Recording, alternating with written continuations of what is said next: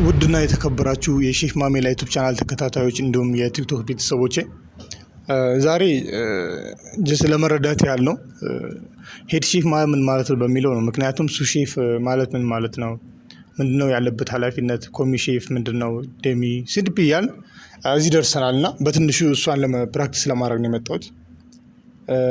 ስለዚህ ኤክስ ሱ ሼፍ ወይም ሄድ ሼፍ ማለት ምን ማለት ነው ስንል የአንድ ኩሽና ወይም የአንድ ኪችን በጽዳት ደረጃ የሚሆን በምግብ ቴስቲ በማንኛውም ነገር የበላይነት ሆኖ የሚሰራ ማለት ሲሆን ያ ማለት ሱ ሼፍ ሲዲፒ ምናምን የሚባሉ ፖዚሽኖች አሉ።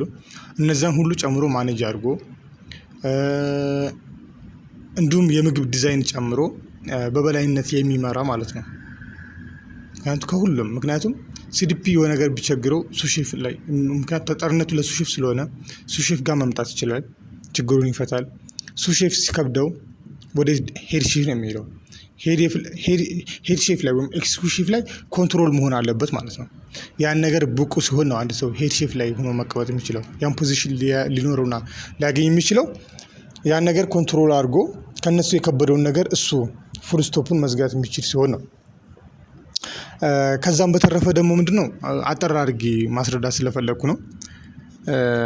ከዛ ማለፍ ስንል ምንድነው አንድ ሆቴል ትርፋማ እንዴት ነው መሆን የሚችለው?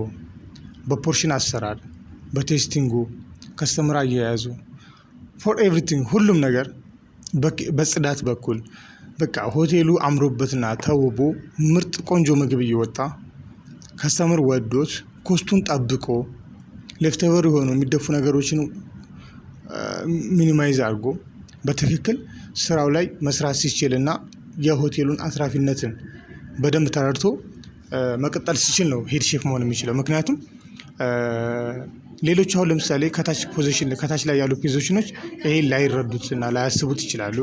ግን ከነሱ በበላይነት የሚመራው ሄድ ሼፍ ሲሆን ነው ነገሮችን ማኔጅ አድርጎ ማከናወን የሚችለው። እንደዛ ነው እና ሄድ ሼፍ ማለት በአጠቃላይ በጣም ከሁሉም አጠቃላይ ኃላፊነት ሪስፖንሲቢሊቲ የወሰደ ነገሮችን ኮንትሮል ማድረግ የሚችል ውስጥ ላይ በጽዳት በኩልም በምግብ ቴስቲም በምግብ ዲዛይንም በኩኪንግ ሲስተሙ በጣም ረቀቅ ያለ ነው ማለት ነው። ስለዚህ ወሬ ላበዛባችሁ አልፈልግም።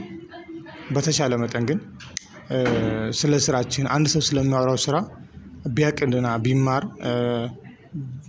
ቢረዳው የተሻለ ነው ብዬ አስባለሁ። የምንሰራውን ስራ በትክክል ተረድተን ኃላፊነታችን ምን እንደሆነ አውቀን ለወደፊት ምን አይነት እቅድ ማውጣት እንዳለብን ብናውቀው ደስ ይለኛል በሚለው ነው ተነሳስቼ የመጣሁት። ሌሎችም አሉ መስራት የምፈልጋቸው ማስተላለፍ የምፈልጋቸው ብዙ ነገሮች አሉ።